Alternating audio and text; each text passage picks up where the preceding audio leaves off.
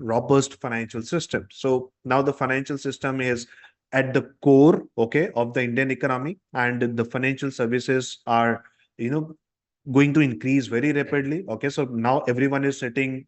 I think, in the last 5 years, the influx of people into the stock markets have increased very rapidly, right? I hope you have seen that, you have observed that.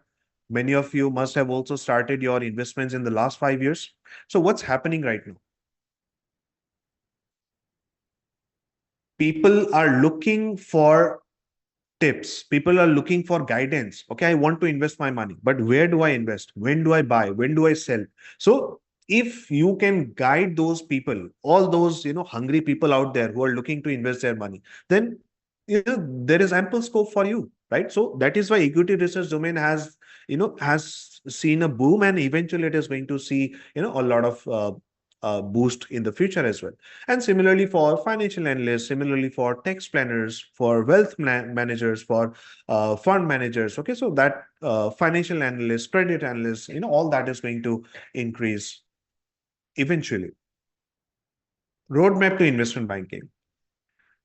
So what could be a roadmap to getting into the investment banking space? Need the required set of skills. Okay, we need to demonstrate our skills. We need to have the required soft skills and a relevant network. So what are the skills required? Let me focus on that. The first thing is financial modeling. So what is financial modeling? Any financial problem you have, your client is facing a financial problem, you convert that problem into a tangible, uh, you know resource. Okay, so that you are able to visualize, you are able to analyze that problem on an Excel sheet. So that is called a financial model. Okay, so now you evaluate the problem with the help of a financial model, and then you come up with a decision that yes, do this or do that. Okay, so that tool used for decision making is, if you check out any job description in an investment banking role, you will see this, that financial modeling is a must. Microsoft Excel, this is a byproduct, I will say. Okay, so financial modeling is important. So you are going to perform that on Microsoft Excel. So automatically it becomes important for you, okay, to have a mastery over Microsoft Excel. The third thing is financial statement analysis. So this is interpretation of the numbers, okay, the number crunching. If you look at the financial statements, you should be able to understand the health of a company, okay, how well is it doing or how poorly it is performing. Some advanced skill sets would include valuation. Okay, so valuation is nowadays very common. Okay, so you have to value a company, you have to value a startup in order to understand the true economic worth of a company. Okay, this DCF modeling, comps modeling. So that is what valuation is. Can the methods that you use for valuation. Then mergers and acquisition. So this is again a merger and acquisition and LBO. Both these are somewhat on the advanced side, in the sense that you are going to deal with a lot of factors. Okay, a lot of variables are going to be considered when you prepare an M&A model or an LBO model. So yes, this is something that is required in the IB industry. Okay, because we have discussed that investment bankers help you in that process. So, and how do you make that decision? So this is the model that will help you to make that decision. Okay. Soft skills. So presentation skills are important. So presentation is whatever analysis you have done. Okay, you have to present it in a maybe a PowerPoint slide, a 10-page slide, or maybe a 2-page Word file. Okay, so all that synopsis of your analysis is your presentation. Okay, it's not about being very creative. Okay, you don't have to be very, very creative. Okay, but you have to put your analysis in the simplest possible manner so that everyone is able to understand. Communication is you will be talking to the top level management people. Okay, so how do you talk to them? How do you write emails to them? Okay, how do you structure your thoughts and present it in front of a let's say a conference room? Okay, so in front of 10 people, 20 people. So that is what communication is all about. And lastly, writing skill set. Okay, so writing is whatever analysis you have done. Okay, so it is the opposite of presentation, I will say. Presentation is summarizing your analysis. Writing is detailing down your analysis. Okay, what was your logic? What was your rationale behind your analysis? Okay, so all that you put into details. So that is writing. Okay, so when you create write detailed memorandums, fine. So yes, that's a brief introduction to what investment banking is all about. Okay, so if you have got some idea, then give me a quick feedback. Then now we are going to get started with an case study, how investment banks work and what is the role of an investment bank, in the industry. Yes, all geared up.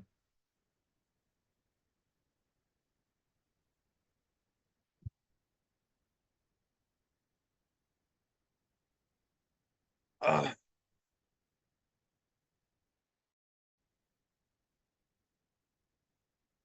yes.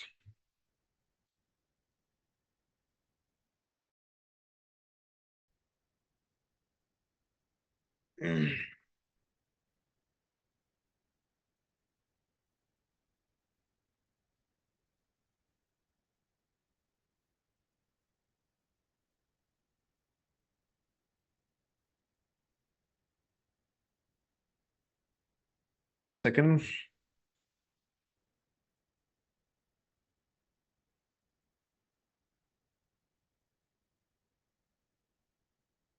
So yes, we are getting started with a case study on Zomato.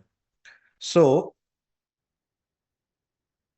we will talk about, the investment insights, what valuation techniques are used, and what is the role, what was the role of investment banks in the Zomato's IPO. So that is what we will try to look this particular case study. Okay. And I hope you understand that Zomato was a very highly anticipated IPO in India's history, right? It took place listing on the stock exchange in the year 2021. Okay. And that was a very, very significant event for the Indian startup companies. So that is what we will try to understand it, why it was, such a case, and what was the entire trajectory. Okay. How the startup eventually came in, company. So what were the challenges that were faced by investment banks, and you know how the valuation was done. Okay, how did company believed in a loss making company. So these are the things that we'll try to understand in this. Okay, so this session now, the remaining session will deep dive into the various aspects of the IPO process. How do you go about an IPO process? What are the things that is involved in, and the valuation techniques, the role of investment banks in the process. And if you know this, that after a stock has got listed on the exchange, then even after that too, you have to look at the stock prices. Okay, as an investment banker, you have to manage the stock price. Okay, so that is what we'll try to understand. Fine. So without further delay, let's begin our journey with Zomato and its IPO.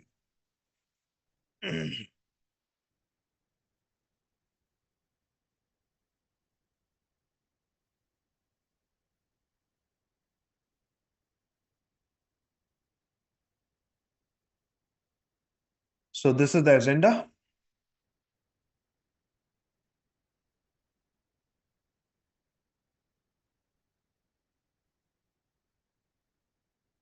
Overview of Zomato's IPO.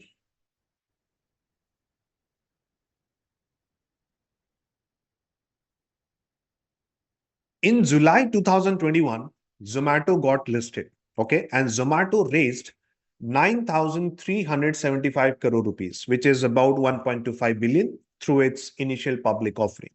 Now, this was a massive milestone, not just for Zomato, okay, that Zomato is getting listed. Its investors will get an exit, but for the entire, India's tech ecosystem, because Zomato was one of the first tech unicorns in India, okay, to go public.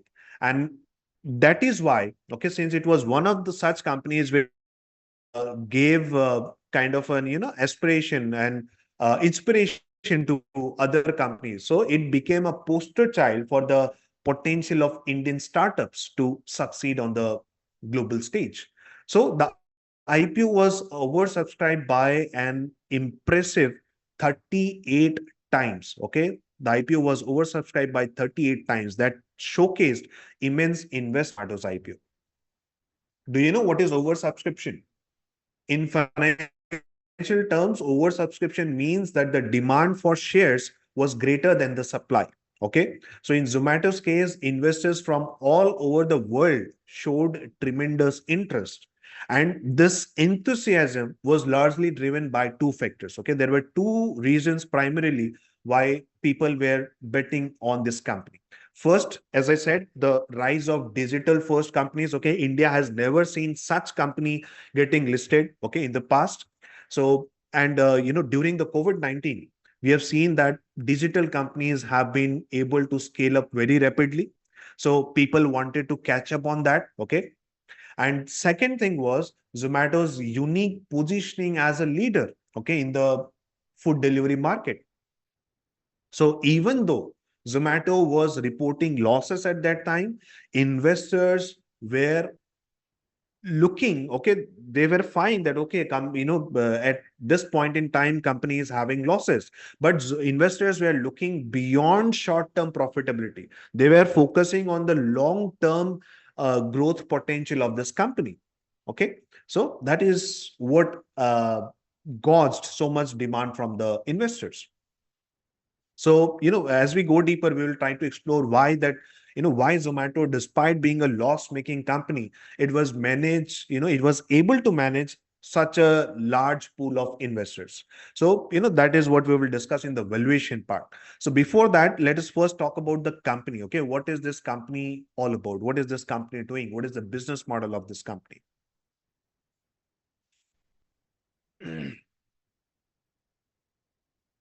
Because in order to truly understand any company, or the IPO of a company, first we need to dissect its business model.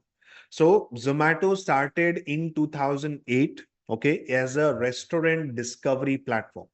Back then its main function was just to help the users find the restaurants. Okay, you want to dine out today, okay, you simply go to Zomato, you will be able to find some of the best restaurants, read the reviews out there. Okay, so that is what Zomato was all about. Okay, but over time Zomato expanded its services, okay, to include food delivery. It included table reservations, okay, it included restaurant management softwares. Okay, so all that is included. So let us talk about one by one, because the first and the most major chunk from where the company earns its revenue is food delivery platform. Okay, so this is the largest revenue generator for this company, that is Zomato. The platform, how does the platform earn? Okay, so if you buy let's say a burger worth 200 rupees, so is that 200 a revenue for the company? Is that 200 a revenue for the company?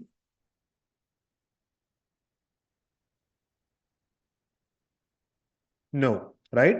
So the platform earns money by taking a commission, okay, from restaurants for every order that is placed through its app, right? Yes. And on top of it, the company has also started to charge, delivery fee, handling fee, platform fee, right? So all that is there. So all that is a revenue for the company, fine, directly, for the company.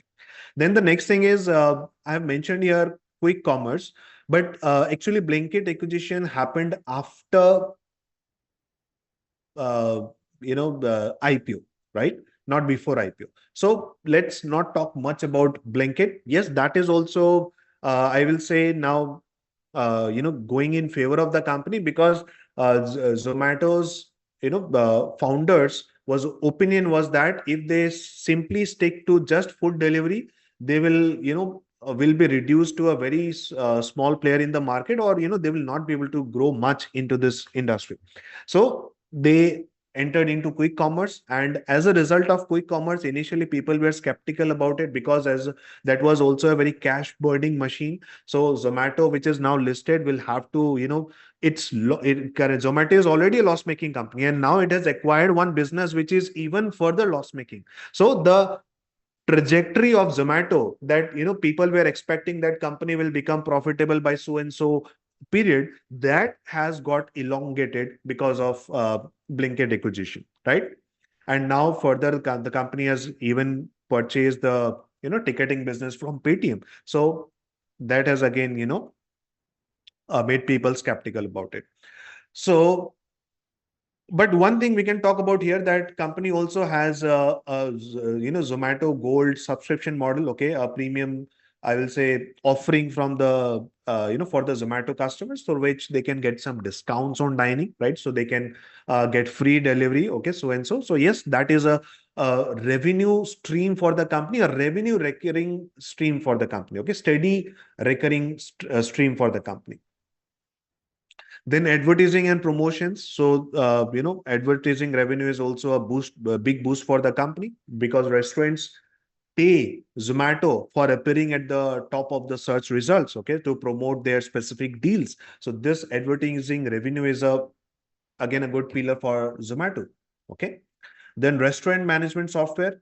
So yes, B2B solutions has also been one of the revenue sources for the company. So company is focusing on providing high quality ingredients to restaurants. Have you heard of this division of Zomato, Hyper Pure? Yes.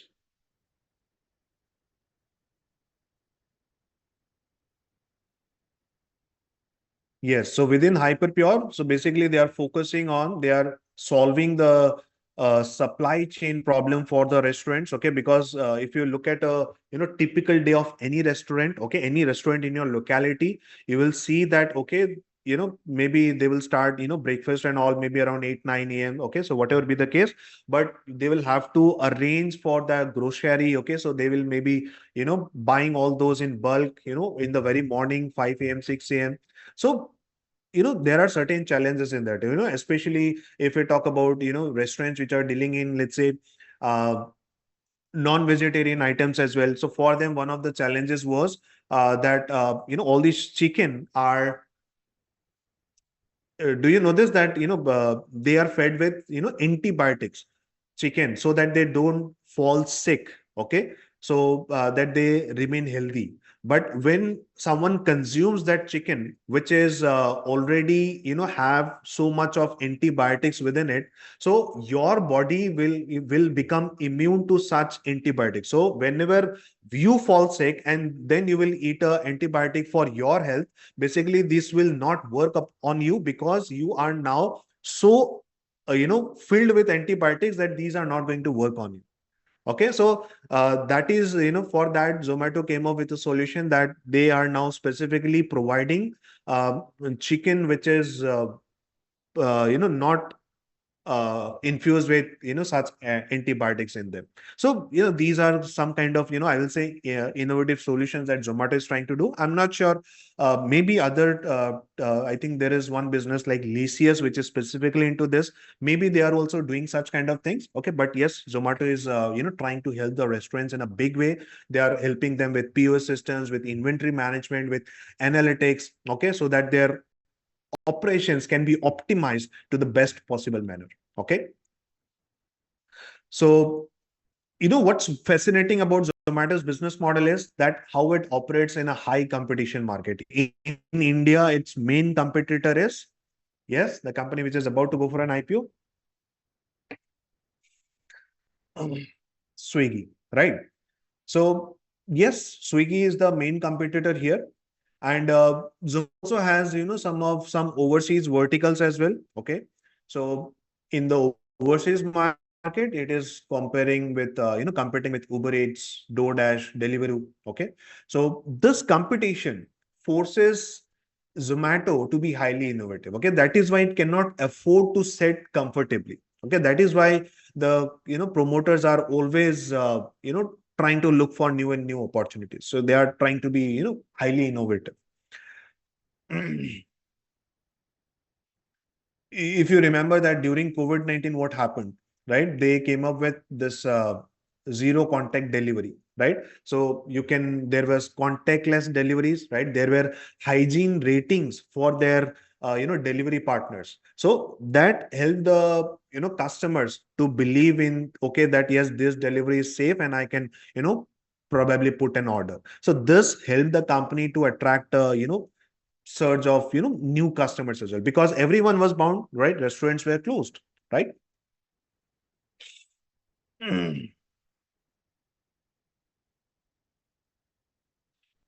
Fine. So that is the entire business model of this company. Let us look at the journey to IPO, how this company went from being a startup to being an IPO.